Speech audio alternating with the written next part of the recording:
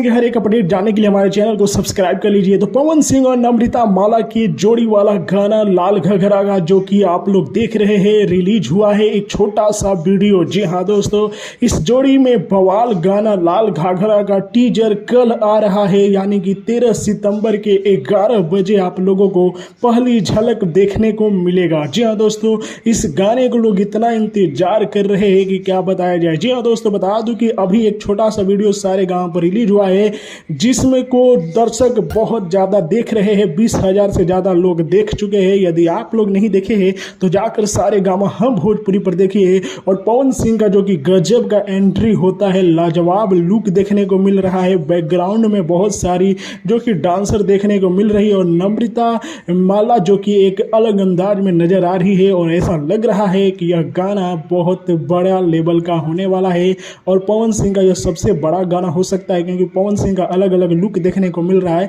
तो यदि नहीं देखे तो जाकर देखिए ये वीडियो को।